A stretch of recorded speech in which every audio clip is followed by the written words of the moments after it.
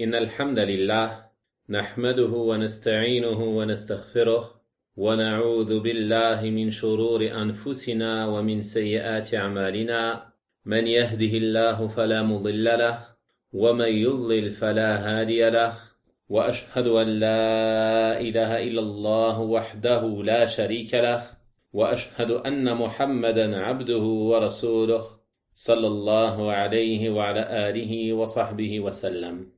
وبعد, chers auditeurs, on se retrouve ce soir pour reprendre la lecture et l'étude de Kitab al-Tawhid, le livre de l'unicité de l'imam Muhammad ibn Sulaiman al-Tamimi rahimahullah ta'ala. Nous avons vu dans les chapitres précédents que l'auteur nous a exposé certaines choses commises par les adorateurs de tombes, comme les différentes formes de polythéisme qu'ils vouent auprès de celles-ci en adorant les morts et s'opposant ainsi au tawhid et au culte exclusif qui doit être voué à Allah subhanahu wa ta'ala. Et nous allons voir aujourd'hui le 19e chapitre dans lequel l'auteur rahimahullah ta'ala nous a démontré la cause qui les a menés à cela, qui les a menés à tomber dans le polythéisme et dans l'adoration des morts et à leur vouer le culte en dehors d'Allah subhanahu wa ta'ala. Car connaître la cause pourra nous permettre, bi'idhnillahi ta'ala, de prendre garde à cela et de nous en écarter afin de nous en préserver. Il a donc intitulé ce chapitre « Chapitre sur ce qui est rapporté au sujet du fait que la cause de la mécréance des enfants d'Adam et de leur délaissement de leur religion est l'exagération à l'égard des vertueux. » L'exagération à l'égard des vertueux est donc ce qui a mené les hommes à tomber dans le polythéisme et à adorer des tombes ou des statues en dehors d'Allah subhanahu wa ta'ala. L'exagération dans la langue arabe, al-ghulu, cela désigne le dépassement des limites. Et dans la législation, cela désigne le dépassement de la limite légiférée, c'est-à-dire légiférer religieusement. Et l'exagération à l'égard des vertueux, c'est le fait de dépasser les limites dans leurs éloges, ou alors en les élevant à un rang qui n'est pas le leur, comme par exemple en leur vouant certaines adorations en dehors d'Allah subhanahu wa ta'ala. Et il n'y a pas de doute que les serviteurs vertueux d'Allah subhanahu wa ta'ala, en commençant par les prophètes et les messagers alayhimus salatu wassalam, ainsi que ceux qui les suivent de la meilleure manière, il n'y a pas de doute que cela, ils méritent notre amour et notre respect. Il est également légiféré pour nous de les suivre dans le bien et la piété. Toutefois, cet amour, ce respect et ce suivi, il a une limite à ne pas dépasser. Et cette limite, comme on a dit, c'est de ne pas exagérer dans leurs éloges, en leur attribuant des qualités qui ne sont pas les leurs, en leur attribuant des choses qui sont spécifiques à Allah subhanahu wa ta'ala, ou encore en croyant qu'ils ont la faculté de nuire ou de profiter, et qu'ils administrent certaines choses dans cet univers, ou qu'ils sont des intermédiaires entre les créatures et leur Seigneur, ou autre encore parmi les formes d'exagération dans lesquelles sont tombées nombre de personnes se réclamant aujourd'hui de la religion de l'islam, comme on le retrouve notamment dans nombre de confréries soufis et autres que parmi ceux qui vouent les adorations aux tombes en raison de leur exagération à l'égard des vertueux. C'est donc cette exagération qui les a fait tomber dans le shirk, et c'est pour cela qu'Allah subhanahu wa ta'ala nous a interdit al-ghulu, l'exagération dans la religion, et l'exagération à l'égard des pieux et des vertueux, comme l'auteur rahimahullah ta'ala va nous le démontrer dans ce chapitre, et ce à travers la mention de 2 versets du livre d'Allah subhanahu wa ta'ala et de 3 hadiths du messager d'Allah sallallahu alayhi wa sallam. Il a donc commencé en mentionnant une partie du verset 171 de Surat An-Nisa, dans lequel Allah subhanahu wa ta'ala a dit « Ya ahl al-kitab, la taghlu fi dinikum » Ô gens du livre, n'exagérez pas dans votre religion. Les gens du livre, ce sont les juifs et les chrétiens.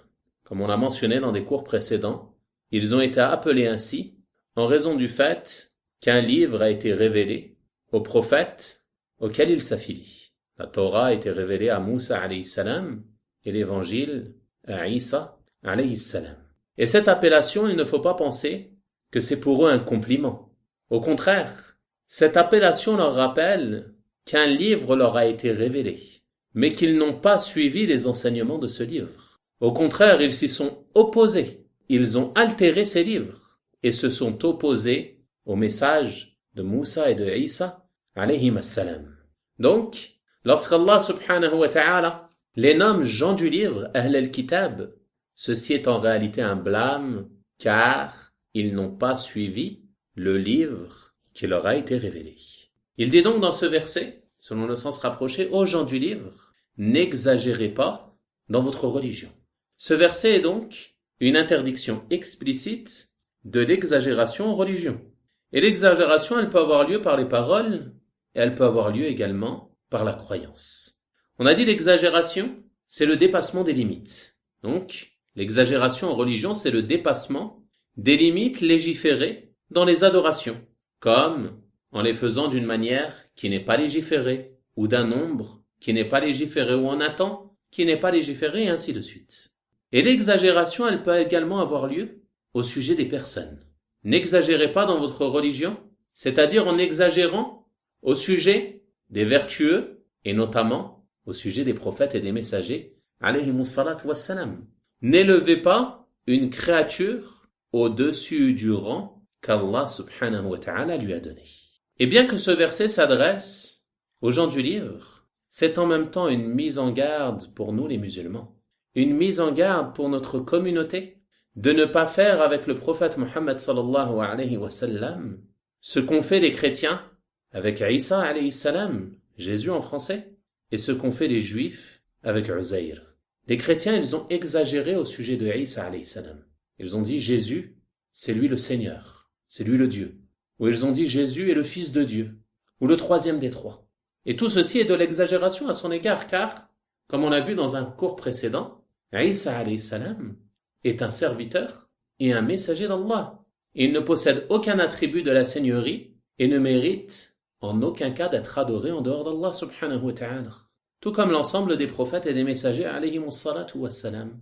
Et les juifs également ont dit au sujet de Uzair qu'il est le fils d'Allah. Ils ont donc exagéré au sujet des vertueux, notamment au sujet des prophètes, et leur ont alors voué l'adoration au lieu de la vouer à Allah subhanahu wa ta'ala. Allah subhanahu wa ta'ala nous met donc en garde contre le fait d'emprunter leur chemin. Il nous avertit afin que nous soyons sur nos gardes, que nous nous écartions de leur voie, que nous ne nous assimilions pas à eux et que nous donnions aux prophètes et aux messagers alayhimus salatu wassalam leur juste place, sans exagération ni laxisme.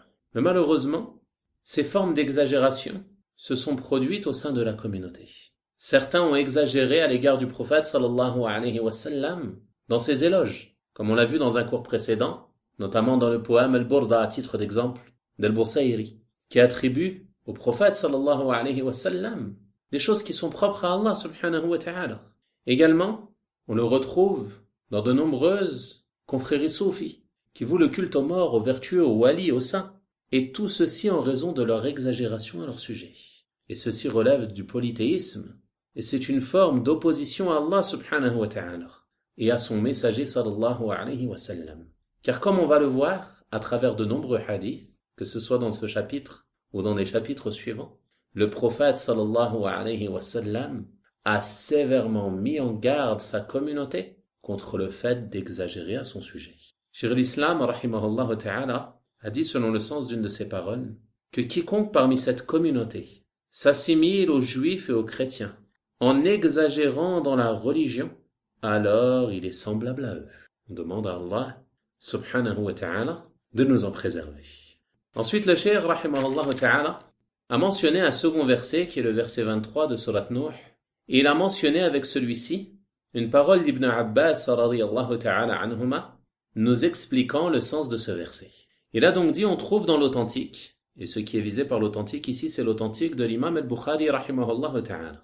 D'après Ibn Abbas radiyallahu ta'ala anhuma, qu'il a dit au sujet de la parole d'Allah subhanahu wa ta'ala, وَقَالُوا لَا تَذَرُنَّ آلِهَتَكُمْ وَلَا تَذَرُنَّ وَدًّا وَلَا سُوَاعًا وَلَا يَغُوثَ وَيَعُوقَ وَنَصْرًا. Et ils ont dit, c'est-à-dire les polythéistes du peuple de Nuh alayhi salam, n'abandonnez jamais vos divinités.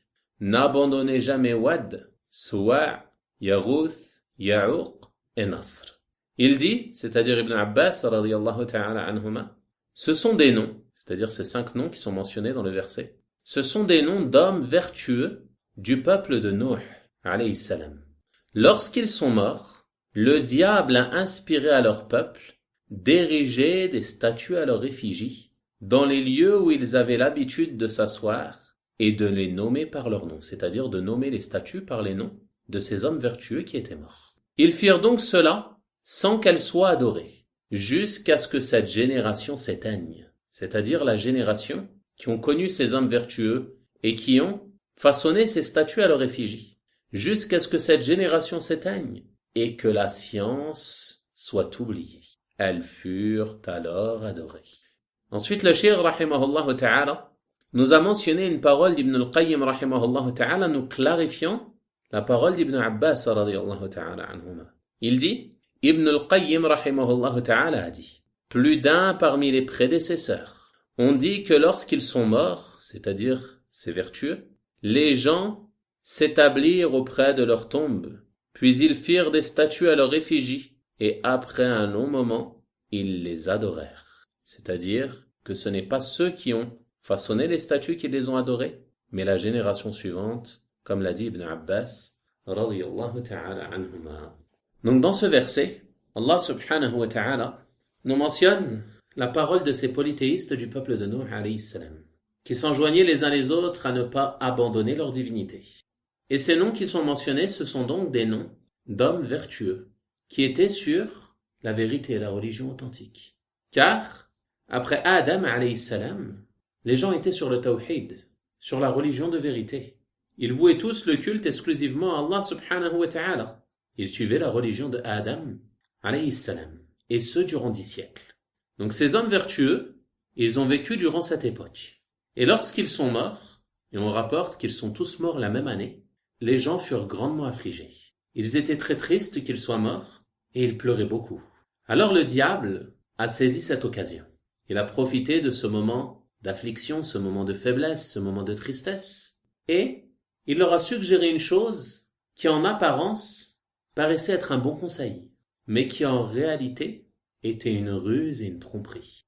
Il leur a suggéré de façonner des statues à leur effigie, et que ces statues soient érigées dans les lieux dans lesquels ils avaient l'habitude de s'asseoir. Et l'objectif à travers cela était de se motiver dans l'adoration. C'est-à-dire que lorsqu'ils voyaient ces statues, ils se rappelaient de ces hommes vertueux, ils se rappelaient de leurs adorations, de leur piété, de leur vertu. Alors, cela les motivait à accomplir des adorations qu'ils vouaient à Allah subhanahu wa ta'ala.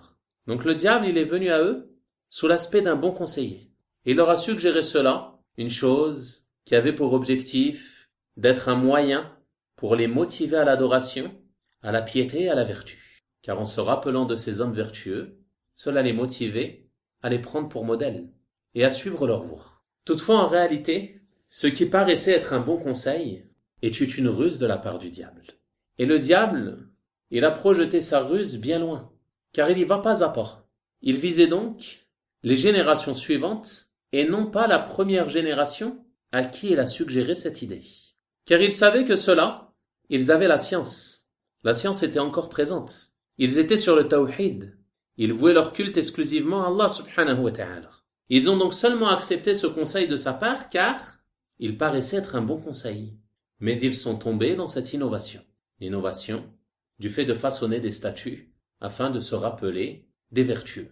Et ceci est une preuve que les innovations, elles sont interdites dans leur globalité. Même si elles paraissent être bonnes en apparence. Même si l'intention de leurs auteurs est bonne et qu'ils ne veulent que le bien. Regardez eux ici, ils ont instauré cette innovation. Ils ont fait ces statues à l'image de ces hommes vertueux et n'avaient pas pour objectif de les adorer. Ces statues n'ont pas été adorées au temps de la première génération. Mais lorsqu'ils sont morts et que la science a été oubliée, c'est-à-dire que les gens de science sont morts, car le diable, il n'a pas d'emprise généralement en présence des savants. Car les savants, ils se dressent contre lui, ils lui résistent, ils rejettent sa ruse, ils rejettent ses tromperies.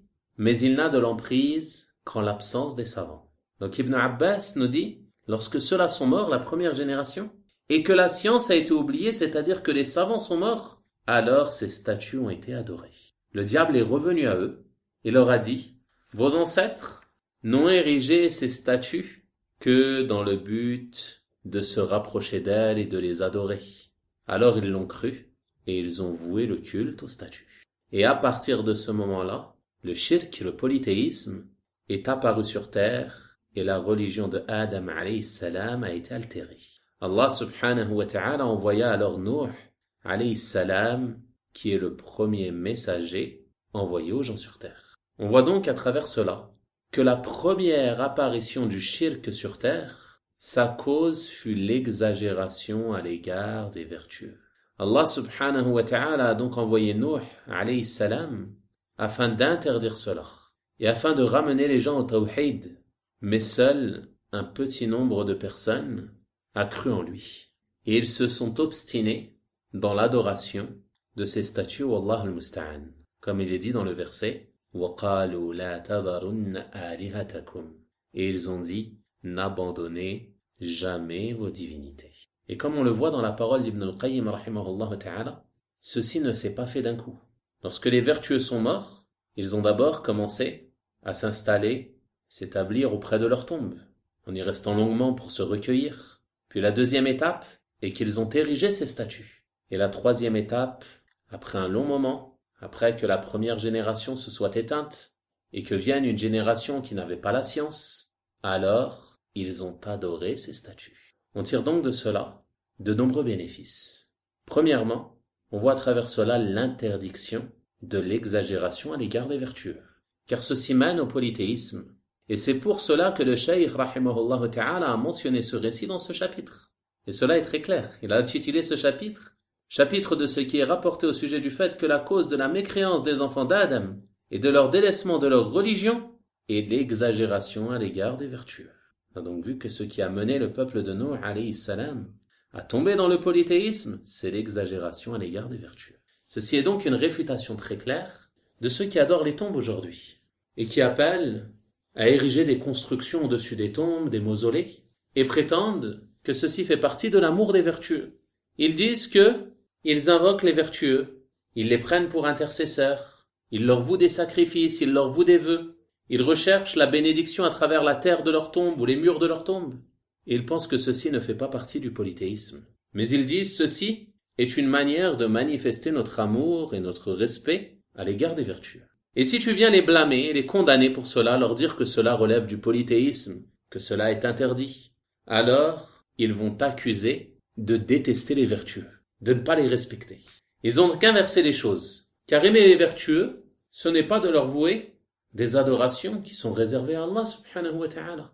Aimer les vertueux, ce n'est pas de croire qu'ils ont des attributs qui sont propres à Allah subhanahu wa ta'ala, comme le fait d'écouter les invocations de ceux qui les invoquent et d'y répondre. Ceci est quelque chose qui est propre à Allah subhanahu wa ta'ala et dont les morts ne sont pas capables. Donc comment prétendre que faire des choses qui s'opposent à la religion et à la raison fait partie de l'amour des vertueux? Et quoi qu'il en soit, ce verset, avec son explication, il réfute cela et il démontre clairement que ceci ne fait pas partie de l'amour des vertueux, mais que c'est de l'exagération à leur égard, et que ceci relève du polythéisme majeur dont l'auteur sort de la religion de l'islam. Le deuxième bénéfice que l'on tire de cela est que l'exagération à l'égard des vertueux fait partie de la voie des juifs et des chrétiens. Comme on l'a vu dans le premier verset. Ô gens du livre, n'exagérez pas dans votre religion. Donc l'exagération à l'égard des vertueux, cela fait partie des habitudes des juifs et des chrétiens, de leurs traditions. Et cela ne fait pas partie des traditions des musulmans. Donc, ceux qui adorent les tombes aujourd'hui, ils ont comme prédécesseurs non pas le prophète sallallahu alayhi wa sallam et ses compagnons radiyallahu ta'ala anhum, mais ils ont comme prédécesseurs les juifs et les chrétiens wa l'iyadu billah. Le troisième bénéfice que l'on tire de cela, c'est la mise en garde contre ce que l'on appelle en arabe at-taswir, qui peut être traduit par le fait de façonner des images, ou encore, à notre époque, la photographie, ou ce qui est semblable à cela. Car le taswir, le fait de façonner des images, c'est une cause menant au polythéisme. On a vu à travers ce récit que la cause de l'apparition du shirk sur terre est le fait que ces statues furent façonnées et érigées. Et ceci est une des causes de l'interdiction du taswir, du fait de façonner des images, car ceci mène au polythéisme. Certaines personnes pourraient se dire, oui mais aujourd'hui j'affiche ce cadre de la photo d'un proche décédé, de mon père ou de ma mère, c'est simplement pour me rappeler de lui. Je ne vais pas l'adorer. Comment je pourrais adorer une photo? Comment je pourrais adorer un portrait? Nous lui répondons alors, de la même manière, les gens du peuple de Nuh, alayhi salam, ils ont érigé ces statues et ils n'avaient pas pour intention de les adorer. Au contraire, ils avaient une bonne intention, se rappeler des vertueux afin de se motiver à l'adoration. Malgré cela, ceci fut la cause de l'apparition du polythéisme. C'est donc une des raisons pour lesquelles ceci est un grave péché, et on verra plus de détails à ce sujet dans un chapitre à venir, Inch'Allah ta'ala. Le quatrième bénéfice que l'on tire de cela est l'interdiction de l'innovation en religion, et que l'innovation mène au polythéisme. En effet, les gens du peuple de Noé, alayhi salam, ils ont instauré cette innovation, le fait de façonner des statues à l'effigie des vertueux, et ceci afin de se rappeler d'eux et ainsi de suite. Mais ceci a conduit les générations suivantes à les adorer en dehors d'Allah subhanahu wa ta'ala. C'est pour cela que les gens de science ont dit que l'innovation, elle mène au polythéisme, même si ce n'est qu'après un long moment. C'est-à-dire que la personne ne va pas forcément tomber immédiatement dans le polythéisme. Mais ceci va lui conduire car l'innovation l'éloigne d'Allah subhanahu wa ta'ala et l'éloigne du droit chemin. On demande à Allah subhanahu wa ta'ala de nous préserver et de nous raffermir sur la vérité. Le cinquième bénéfice que l'on tire de cela, c'est qu'il y a en ce récit une preuve que la bonne intention, elle ne justifie pas et elle ne permet pas d'accomplir une œuvre qui n'est pas légiférée. En effet, il y a certaines personnes, ils te disent « Je fais cela mais j'ai une bonne intention. Je souhaite me rappeler d'Allah subhanahu wa ta'ala. Je souhaite me rapprocher de mon Seigneur subhanahu wa ta'ala. » Et ainsi de suite. Et ils accomplissent des choses qui ne sont pas légiférées. Il accomplit une prière à un moment où il est interdit de prier. Il accomplit un jour de jeûne en spécifiant une date à laquelle il n'est pas légiféré de jeûner. Il te dit oui mais mon intention est simplement de me rapprocher de mon Seigneur subhanahu wa ta'ala. Cette bonne intention, elle n'est pas suffisante. Regarde le peuple de Nuh alayhi salam. Leur intention était bonne. Lorsqu'ils ont façonné ces statues, ils voulaient se motiver à l'adoration. Ils voulaient se rappeler de la situation de ces hommes vertueux. Ils n'ont aucunement eu l'intention de donner des associés à Allah subhanahu wa ta'ala. Mais leur intention, leur objectif, il était bon. Mais à partir du moment où la chose est une innovation, qu'elle n'est pas légiférée, elle est interdite, elle peut mener au polythéisme même si ce n'est qu'après un long moment. Donc ce qu'il faut retenir, c'est que la bonne intention, elle ne justifie pas et elle ne permet en aucun cas d'accomplir une œuvre qui n'est pas légiférée. Le sixième bénéfice que l'on tire de cela, et c'est un bénéfice immense, c'est le mérite de la science et des gens de science, et le bienfait de leur présence, et le mal qu'il y a dans leur perte et leur absence.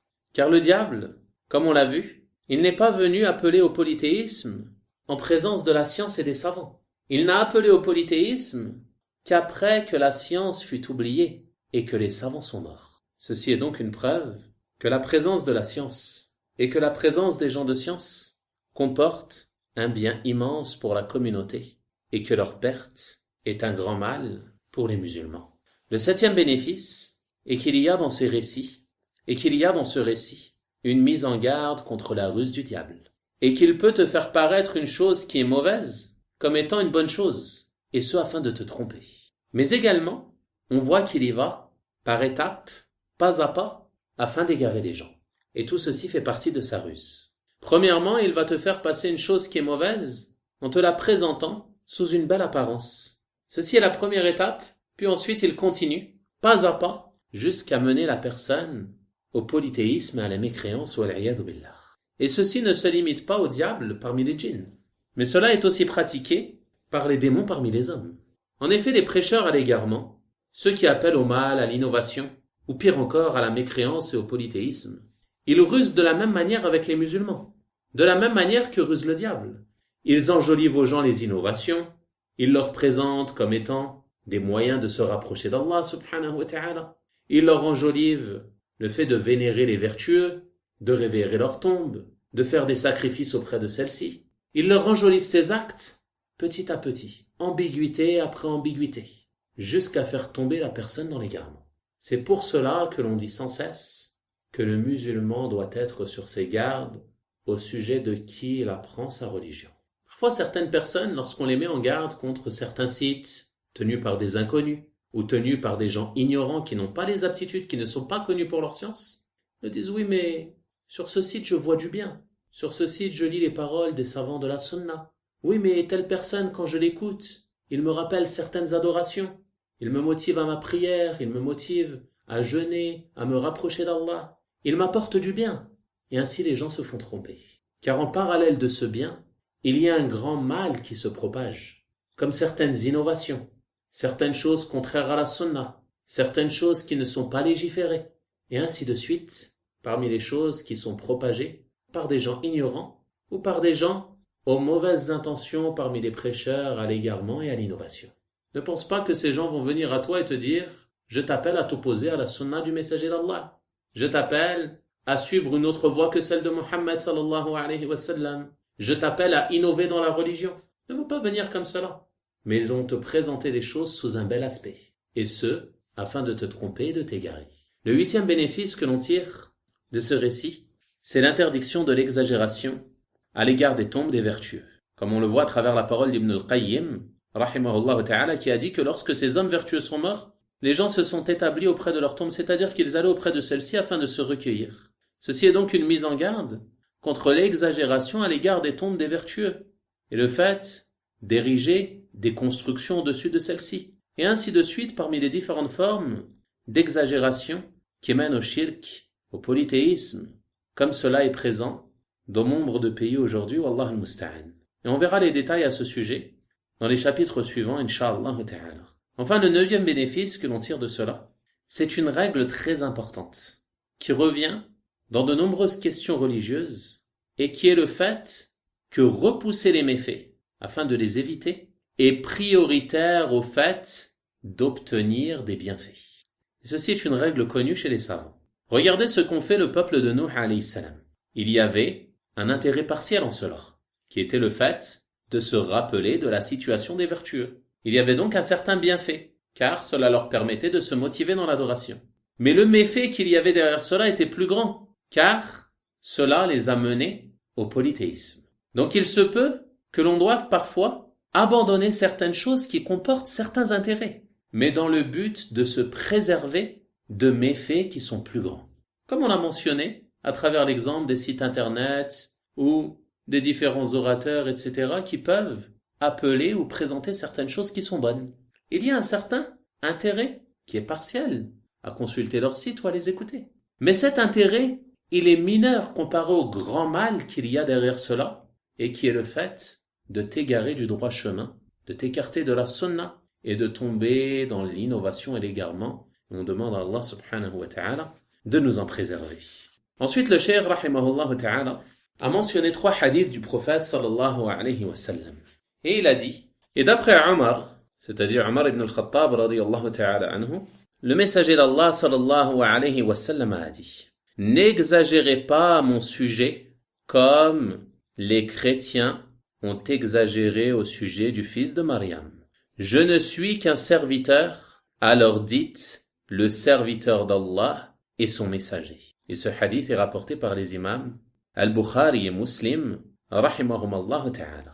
Le prophète sallallahu alayhi wa sallam, dans ce hadith, il interdit al-itra à son sujet. Et al-itra, en arabe, cela désigne l'exagération, mais une forme particulière d'exagération qui est l'exagération dans les éloges. Donc le prophète sallallahu alayhi wa sallam, il nous interdit d'exagérer dans ses éloges, comme les chrétiens ont exagéré dans les éloges du fils de Mariam, c'est-à-dire dans les éloges de Isa alayhi salam. On a vu dans le verset tout à l'heure de Surat An-Nisa, Ya ahl al-kitab la taghlu fi dinikum. Ô gens du livre, n'exagérez pas dans votre religion. Allah subhanahu wa ta'ala, dans la suite de ce verset, qu'est-ce qu'il dit? Wa la taqulu ala Allahi illa al-haqq. Et ne dites au sujet d'Allah que la vérité. Innama al-Messihu Isa ibn Maryam Rasulullah. Le Messie, Isa fils de Maryam, Jésus fils de Marie, n'est que le messager d'Allah. Donc Isa alayhi salam, c'est un messager. Ce n'est pas lui Allah, ce n'est pas Dieu, ce n'est pas le fils de Dieu, mais c'est un serviteur et un messager d'Allah subhanahu wa ta'ala. Le prophète sallallahu alayhi wa sallam, il nous interdit donc d'exagérer à son sujet, comme l'ont fait les chrétiens avec Isa alayhi salam. Et il dit, mais je ne suis qu'un serviteur. Et ceci est un honneur pour l'homme d'être un serviteur d'Allah subhanahu wa ta'ala. Notamment en ce qui concerne la servitude particulière, qui est de fait de se soumettre à Allah subhanahu wa ta'ala en lui vouant un culte exclusif, d'obéir à ses ordres, de délaisser ses interdits. Le prophète sallallahu alayhi wa sallam nous ordonne donc de dire à son sujet qu'il est le serviteur d'Allah et son messager. Il nous interdit donc l'exagération dans ses éloges, de ne pas lui donner un rang qu'Allah subhanahu wa ta'ala ne lui a pas donné, alors qu'il est le meilleur des hommes, sallallahu alayhi wa sallam, le maître des enfants d'Adam. Malgré cela, il interdit l'exagération à son sujet. Alors que dire de ceux qui exagèrent au sujet des walis, au sujet des vertueux, et ainsi de suite, qui les invoquent en dehors d'Allah subhanahu wa ta'ala, qui prétendent qu'ils sont des intercesseurs, qui prétendent qu'ils peuvent répondre à leurs invocations. Il n'y a pas de doute que tout ceci relève de la plus grande fausseté. On demande à Allah subhanahu wa ta'ala de nous en préserver. Ensuite, l'auteur, rahimahullah ta'ala, a mentionné un deuxième hadith, qui est la parole du prophète sallallahu alayhi wa sallam. Prenez garde à l'exagération, car ce qui a fait périr ceux qui vous ont précédés est l'exagération. Comme on a vu, l'exagération, c'est le fait de dépasser les limites qui sont légiférées. Et ce qui a fait périr les chrétiens ou les juifs, c'est l'exagération à l'égard des vertueux. Les juifs ont exagéré au sujet de Uzair, les chrétiens ont exagéré au sujet de Isa alayhi salam, au sujet de sa mère Maryam. Et ceci les a fait périr, ceci les a fait s'égarer du droit chemin, s'égarer de la religion d'Allah subhanahu wa ta'ala, en s'éloignant du tawhid et du culte exclusif qui ne doit être voué qu'à Allah subhanahu wa ta'ala. Shaykh al-Islam rahimahullah ta'ala, il dit au sujet de ce hadith, dans lequel le prophète sallallahu alayhi wa sallam nous met en garde contre l'exagération, ceci est général et concerne toutes les formes d'exagération, que ce soit dans les croyances ou dans les œuvres. Et ce car l'exagération c'est une cause de perdition ici-bas et dans l'au-delà. Il n'y a aucun bien dans l'exagération. Et la religion d'Allah subhanahu wa ta'ala, c'est une religion de juste milieu, qui se situe entre l'exagérateur et le laxiste. Toujours la vérité, elle se situe entre deux extrêmes, entre l'exagération et le laxisme. Et le juste milieu, la modération, c'est la voie du salut, bi'inillahi ta'ala. Enfin, le Cheikh rahimahullah ta'ala a mentionné un troisième hadith, et il a dit, et Muslim rapporte d'Ibn Mas'ud radiyallahu ta'ala anhu, que le messager d'Allah sallallahu alayhi wa sallam a dit, halakal mutanatti'un. Les mutanatti'un, que l'on pourrait traduire par les exagérateurs, ont péri. Et il répéta cela à 3 reprises. Al-mutanatti', c'est celui qui exagère au point de traiter des choses qui ne le concernent pas, ou de choses que sa raison ne peut atteindre. Al-mutanatti'un, cela désigne ceux qui exagèrent également dans leur manière de parler.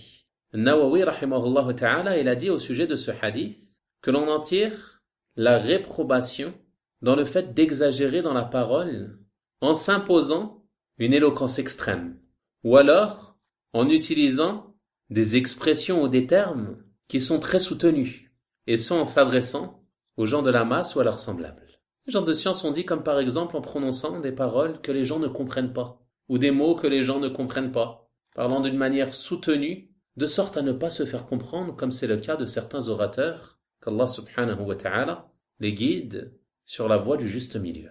Le prophète sallallahu alayhi wa sallam a donc dit que cette exagération, c'est une cause de perdition. Il le répéta à 3 reprises, et ce afin d'insister sur le danger de cela.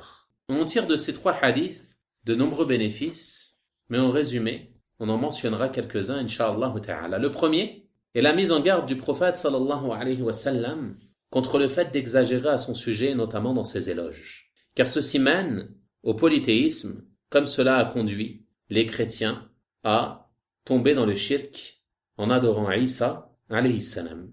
Le deuxième bénéfice est qu'il y a en cela une réfutation contre les auteurs de certaines poésies qui contiennent de l'exagération à l'égard du messager d'Allah sallallahu alayhi wa sallam, comme on l'a mentionné au sujet de Al-Burda, la poésie d'Al-Busayri, qui est malheureusement récitée parfois par des personnes ignorant ce qu'elle comprend comme exagération et comme mécréance, wal'iyadu billah.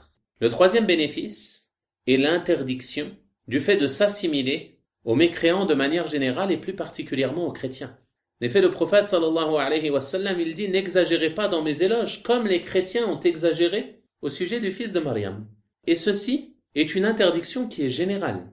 Et entre dans cela l'exagération au sujet du prophète sallallahu alayhi wa sallam en célébrant le Mawlid, comme le font de nombreuses personnes chaque année, qui ont suivi en cela la voie des chrétiens, qui eux-mêmes fêtent la naissance de Isa alayhi salam, comme ils vont le faire ces jours-ci, en célébrant la fête de Noël, et ils prétendent que c'est le jour de la naissance de Jésus. Donc certains musulmans, ils se sont assimilés à eux, assimilés aux chrétiens, et ils ont instauré une chose qui n'existe pas dans la religion, et qui est la célébration du Mawlid.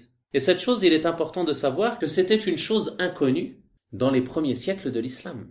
Ceci n'a été pratiqué ni par les compagnons du prophète sallallahu alayhi wa sallam, ni par Abu Bakr, ni par Omar, ni par Uthman, ni par Ali, ni autre que parmi les premiers au paradis ou ceux qui ont participé à la bataille de Badr, et ainsi de suite parmi les compagnons. Aucun d'entre eux n'a célébré le Mawlid, l'anniversaire de la naissance du prophète sallallahu alayhi wa sallam. Après eux, aucun parmi les tabi'in, leurs disciples, les disciples des compagnons, n'a célébré cela. Aucun parmi les grands imams, Abu Hanifa, Malik, Shafi'i, Ahmed, rahimahumullah ta'ala, n'a célébré cela. Ceci est une chose qui n'est apparue que plusieurs siècles après les premières générations de l'islam. Et il n'y a pas de doute que ceci est une innovation qu'il incombe aux musulmans de délaisser, et notamment pour ce qu'elle contient comme ressemblance aux chrétiens.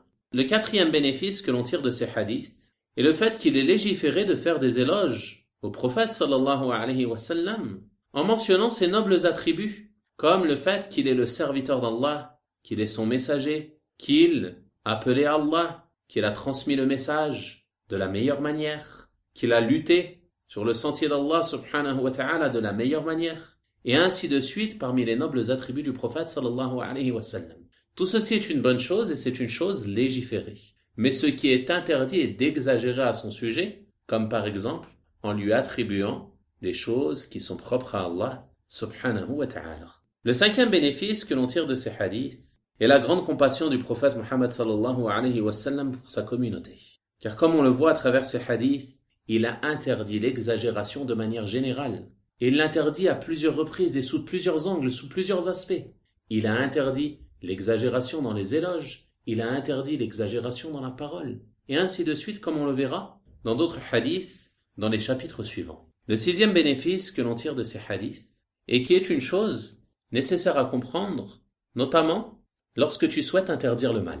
Lorsque tu interdis une chose à quelqu'un, comme par exemple une innovation, une chose qui n'est pas légiférée, il est important que tu lui proposes à la place de cette chose une adoration qui est légiférée et qui viendra la remplacer. Regardez le prophète sallallahu alayhi wa sallam. Il a interdit d'exagérer dans ses éloges, puis après il a dit « Dites à mon sujet que je suis le serviteur d'Allah et son messager ». Donc lorsque tu vas interdire à quelqu'un par exemple d'utiliser la sabha, le chapelet, en lui expliquant que ceci n'est pas légiféré, comme le démontre notamment le athar de Abdullah ibn Mas'ud avec ceux qui faisaient du dhikr en comptant avec des petits cailloux. Tu rappelles donc à cette personne que ceci n'est pas légiféré et tu lui expliques la manière légiférée de compter tes formules de rappel, de compter ton tasbih, ton tahmid, etc. Et ce en comptant avec les phalanges des doigts. Et il en est de même concernant les différentes choses. Par exemple, si une personne pratique une forme de jeûne qui n'est pas légiférée ou une prière qui n'est pas légiférée, tu l'orientes vers les jeûnes qui sont recommandés, que le prophète sallallahu alayhi wa sallam a mentionné dans les hadiths authentiques. Également, tu l'orientes vers les rawatib, les prières surrogatoires qui sont légiférées, les prières de nuit, ainsi de suite. Quoi qu'il en soit, ce que l'on tire comme bénéfice, c'est que lorsqu'on interdit une chose à quelqu'un, il est nécessaire de l'orienter vers une chose qui va la remplacer, afin de ne pas lui laisser un vide, mais de l'orienter vers ce qui est légiféré dans ce domaine. Enfin, le septième bénéfice que l'on va mentionner ici est qu'il y a également dans ce hadith l'interdiction de l'exagération dans les adorations. Et l'exagération dans les adorations, elle désigne le fait de dépasser les limites qui sont légiférées, que ce soit dans la forme, dans le nombre, ou dans le moment ou autre que cela. Lorsque tu souhaites accomplir une adoration, tu ne dois pas l'accomplir de ton propre chef, simplement parce que tu penses que c'est une bonne chose. Mais tu dois d'abord t'assurer que celle-ci est bel et bien légiférée, car la base au sujet des adorations est l'interdiction. Et les innovations, elles sont de deux sortes. Il y a des innovations qui sont, comme les gens de science les ont appelées haqiqiyya, qui sont des innovations réelles, c'est-à-dire que la chose est totalement nouvelle, elle n'a pas d'origine dans la législation, à l'exemple du Mawlid. Et il y a des innovations qui sont idrafiyya, c'est-à-dire que ce sont des ajouts. Ce n'est pas une nouvelle adoration, mais c'est une adoration qui est accomplie par exemple d'une manière qui n'est pas légiférée, ou à un moment qui n'est pas légiféré, ou dans un lieu qui n'est pas légiféré. Comme par exemple ceux qui veillent la nuit du milieu du mois de Sha'ban, ou alors ceux qui jeûnent en ce jour-là, en le visant particulièrement. Le jeûne, c'est une chose qui est légiférée à la base. La prière de nuit, c'est une chose qui est légiférée à la base. Mais le fait de spécifier un moment précis, sans avoir aucune preuve quant au fait que ce moment peut être spécifié, alors ceci est une innovation. C'est une innovation comment? Idafiyya. C'est-à-dire que c'est un ajout à ce qui est légiféré. La personne a ainsi dépassé les limites dans l'adoration et a fait de l'exagération. Et ce car la base de son adoration est légiférée, mais elle a restreint un moment précis, ou un lieu précis, ou l'a fait d'une manière précise qui n'est pas légiférée, et c'est pour cela que cela relève de l'innovation et que cela est interdit. On va donc s'arrêter là pour aujourd'hui, Inch'Allah ta'ala. On a terminé au sujet de ce chapitre, à travers lequel on a vu que l'exagération ne mène à aucun bien et que notre religion est la religion du juste milieu et que la voie droite dans celle-ci est la voie du juste milieu entre l'exagération et le laxisme et que le musulman doit prendre garde à l'exagération dans la religion de manière générale et notamment l'exagération à l'égard des vertueux, que ce soit en exagérant dans leurs éloges, en leur donnant un rang qui n'est pas le leur, ou pire encore, en exagérant à leur sujet, en leur vouant le culte et en les adorant en dehors d'Allah subhanahu wa ta'ala, car ceci est la cause de la mécréance des enfants d'Adam et de leur délaissement de leur religion, et c'est la raison pour laquelle le shirk est apparu sur terre chez le peuple de Nuh alayhi salam. On verra dans le prochain chapitre, Inch'Allah ta'ala, la mise en garde contre le fait d'adorer Allah subhanahu wa ta'ala auprès de la tombe d'un homme vertueux.